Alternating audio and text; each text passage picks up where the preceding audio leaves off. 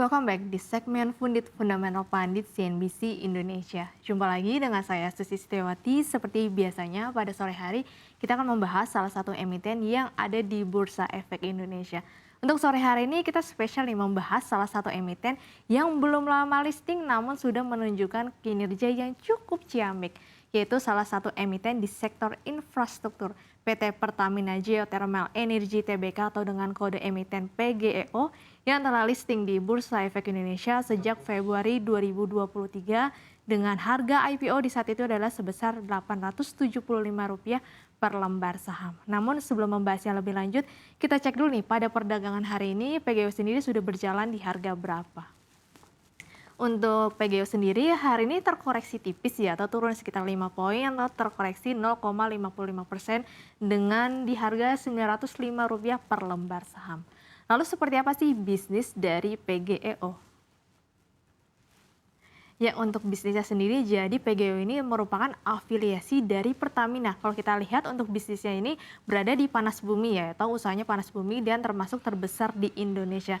Dan yang menariknya lagi untuk fokus usahanya ini yaitu ada pengembangan dan pengelolaan proyek-proyek dari PLTP di beberapa wilayah yang ada di Indonesia. Dan kita juga bisa melihat hasil kinerja keuangan pada PGEO di kuartal 1 2023 kemarin.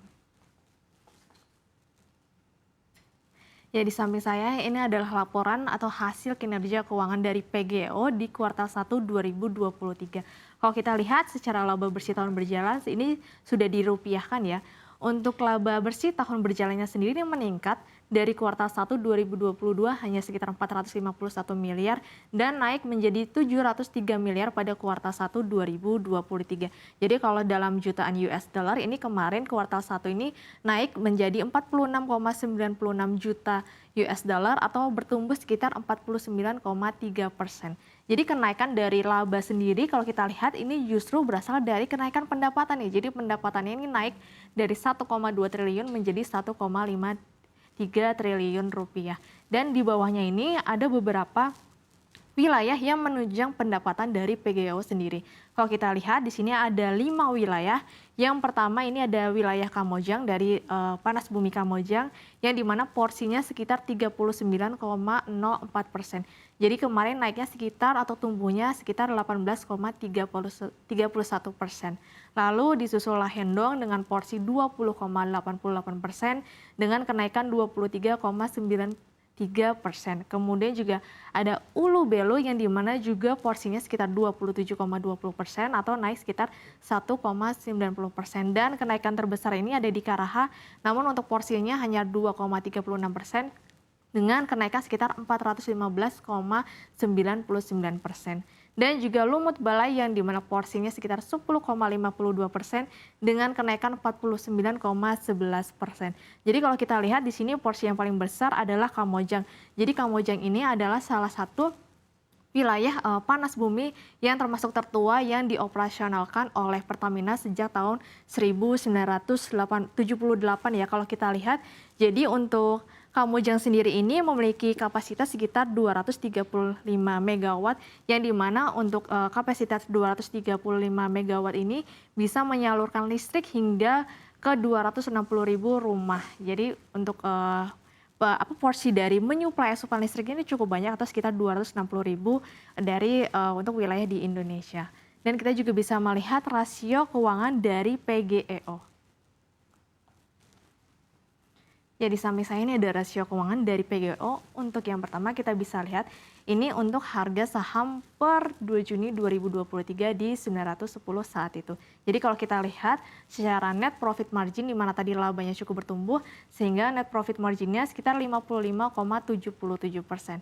Jadi karena tadi berhasil mencetak laba sehingga NPM-nya juga berada di angka positif ya. Kemudian kita juga bisa melihat return on equity-nya juga berada di angka positif dikarenakan PGEO sendiri berhasil membukukan laba sehingga ROE-nya sendiri berada di 9,96%. Di mana dalam mengelola modal terhadap laba bersihnya juga sudah cukup baik. Dan kita bisa bergeser ke aset yaitu return on asetnya juga berada di angka yang cukup baik di atas 5,9%, yakni di 6,60%. Jadi dalam mengelola aset terhadap laba bersihnya juga sudah cukup efisien. Dan untuk debt equity rasionya sendiri ini juga cukup sehat, berada di bawah 100% atau di 51,62%. Jadi di mana dalam membayar kewajiban terhadap modalnya juga dianggap cukup sehat dan cukup baik. Dan kita bisa melihat secara likuiditasnya untuk cash ratio atau CR-nya sendiri berada di 104,09%. Jadi di mana likuiditasnya cukup tinggi sehingga dalam kemampuan membayar kewajiban lancar terhadap aset lancarnya yakni kas juga cukup baik dan cukup sehat. Dan untuk di bawahnya ini ada kompetitor dari PGEO sendiri dan kita di sini bisa menilai dari enterprise value atau EF per EBITDA atau earning before tax, kemudian interest, tax, dan juga depreciation dan amortization. Jadi kalau kita lihat secara IF-nya sendiri per EBITDA-nya di sini average-nya sekitar 10,14. Jadi di mana kalau misalkan angkanya berada di bawah 10,14 menandakan bahwa harga saham tersebut itu masih dianggap undervalue atau murah. Nah, kita lihat di sini PGO sendiri atau Pertamina Geothermal Energy berada di angka 9,56, yakni masih di bawah 10,14, yang menandakan bahwa PGO ini masih cukup undervalue atau murah. Kemudian kita juga bisa melihat di sini disusul oleh Cikarang Listrin Tbk yang berada di 4,8 yang menandakan bahwa undervalue juga, namun sayangnya untuk Barito Pacific Tbk ini berada di overvalue di 21,24 dan disusul lainnya yaitu perusahaan-perusahaan yang belum Tbk ada Malakoff, Thai Solar, NLSPA, BCPG, dan juga rata-ratanya jadi totalnya 10,14 ya, yang menandakan PGO ini masih undervalue. Dan untuk selanjutnya kita bisa melihat dari hutang dan arus kasnya. Jadi di samping saya ini ada hutang dan juga arus kas dari PGO. Jadi berdasarkan data prospektus PGO memiliki saldo pinjaman fasilitas agreement per 30 Desember 2021 sebesar 600 juta US dollar yang akan jatuh tempo pada 23 Juni mendatang. Nah, kabar baiknya pada akhir Maret lalu PGO sudah memberlakukan atau melakukan pembayaran sebagian bridge loan facility sebesar 200 juta US dollar sehingga saldo bridge loan berkurang menjadi 400 juta US dollar. Membandingkan sisa saldo pinjaman tersebut dengan jumlah kas perusahaan sebesar 9,3 juta US dollar tentu sudah lebih dari cukup. Akan tetapi saldo kas dan setara kas sekitar 426,71 juta US dollar disimpan dalam deposito jangka pendek. Nah, kabar gembira lainnya ini pada April lalu PGO telah mendapatkan dana segar dari menerbitkan surat utang berwawasan hijau atau green bonds di pasar global senilai 400 juta US dollar. Sebagai informasi, penerbitan surat utang yang dilakukan perusahaan sejak April 2023 lalu sempat meraih penawaran hingga 3,3 miliar US dollar atau terjadi kelebihan permintaan atau oversubscribe nih hingga 8,25 kali. Nah, melalui proses dari penerbitan green bonds tersebut, pada awal Mei ini PGO diketahui telah melunasi hutang bridge loan sebesar 400 juta US dollar. Hal ini menjadikan struktur permodalan PGO menjadi lebih kuat dan juga ideal. Dan selanjutnya kita bisa melihat prospek bisnis dari PGEO. Jadi di sini prospek bisnisnya ada dua ya. Untuk yang pertama kita bisa lihat berdasarkan rencana penggunaan dana IPO pada prospektus sebanyak 85% atau setara 7,69 triliun akan digunakan untuk ekspansi perusahaan hingga tahun 2025. Di antaranya sekitar 55% digunakan sebagai capital expenditure atau CAPEX atau mengembangkan kapasitas tambahan dari WKP operasional PGO saat ini. Hal tersebut dilakukan melalui pengembangan konvensional dan utilisasi cogeneration teknologi untuk memenuhi permintaan tambahan dari pelanggan existing PGO. Sebagian besar dilakukan untuk WKP Lahendong, WKP Hulu Lais, WKP Lumut Balai, dan Marga Bayur. WKP Gunung Wai Panas, WKP Sungai Penuh, dan WKP Gunung Sibayak Gunung dan Sinabung. Kemudian sekitar sisanya 33% akan digunakan untuk pengembangan kapasitas tambahan dari WKP operasional PGO saat ini untuk mengantisipasi kebutuhan pasar baru. Sebagian besar dilakukan di WKP Lumut Balai dan Marga Bayur, WKP Hulu Lais, WKP Gunung Waipanas, dan WKPK Mojang dan Darajat. Nah, sisanya sekitar 12% untuk investasi pengembangan kemampuan digital, analitik, dan manajemen reservoir untuk mendukung production, operation, dan maintenance excellence. Jadi menurut Direktur dari PGO sendiri atau Pak Ahmad Yuniarto, dana IPO tersebut untuk mendukung rencana perseroan dalam mengembangkan kapasitas terpasang hingga tahun 2027 mendatang sebagai langkah untuk mengembangkan value chain dari sumber panas bumi yang ada di Indonesia. Dan untuk yang kedua, kita bisa lihat di sini, yaitu adalah potensi panas bumi di Indonesia termasuk yang terbesar di dunia dengan sumber daya diperkirakan mencatat 11.073 megawatt dan cadangan terbesarnya sebesar 17.506 megawatt.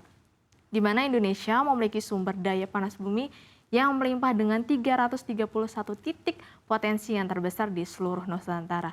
Mengingat juga posisi Indonesia merupakan negara di kawasan cincin api atau Ring of Fire. Jadi menurut anggota Dewan Energi Nasional atau DEN, yaitu Pak Satya Widya Yuda, Indonesia termasuk terbesar kedua setelah Amerika Serikat dari sisi cadangan geotermal dan porsinya setara 40% dari cadangan emas bumi dunia yang ada di Indonesia. Namun sayangnya hingga kini berdasarkan data PLN per akhir Desember 2022, porsi cadangan panas bumi yang termasuk ke dalam EBT atau energi terbarukan dalam kontribusi energi secara domestik masih sekitar 13% saja nih. Yang artinya potensi pengembangan masih akan terus berkembang ke depan agar tercapainya net zero emission pada tahun 2050 mendatang. Dan untuk selanjutnya kita bisa menyimpulkan nih kira-kira untuk PGO ini masih layak dikoleksi atau tidak. Ya, kita sendiri tadi sudah melihat hasil laporan keuangan PGO sendiri menunjukkan kinerja yang ciamik di mana labanya naik sekitar 49% yang berasal dari meningkatnya pendapatan. Dan kita juga bisa melihat beberapa wilayah dari PGO ini juga menunjukkan bahwa terjadinya kenaikan atau kinerja dari panas bumi sendiri yang dimiliki oleh PGO di beberapa wilayah yang tadi sudah saya sebutkan. Dan juga kita bisa melihat tadi untuk NPM-nya mencapai sekitar 50%, untuk ROA-nya bahkan hingga cash ratio-nya cukup tinggi likuiditasnya, dan untuk debt equity ratio-nya juga tadi cukup sehat ya, masih berada di bawah 100%. Dan kita ketahui potensi panas bumi di Indonesia ini cukup besar, dan kita ketahui PGO ini adalah termasuk panas bumi terbesar di Indonesia. Dan PGO sendiri sudah melakukan banyak strategi yang akan digunakan ke depannya untuk ekspansi dan juga untuk menopang kinerja dari PGEO sendiri. Sehingga harga sahamnya termasuk cukup menarik ya. Kalau kita lihat flashback selama 1 bulan ke belakang, justru kinerja dari pergerakan harga saham PGO ini naik sekitar 20% ya selama 1 bulan terakhir.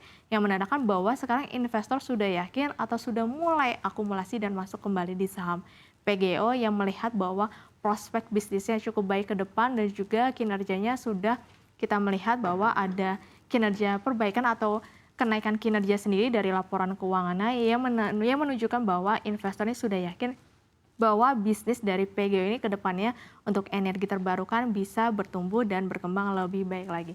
Sehingga untuk harga saham PGO saat ini memang cukup menarik untuk dikoleksi. Namun ini disclaimer on ya teman-teman, jadi kita balik lagi kepada para pelaku pasar dan juga jangan lupa untuk menganalisa kembali PGO untuk prospek ke depannya. Mungkin itu saja yang bisa saya sampaikan untuk di segmen Fundit hari ini. Saya kembalikan ke Safira.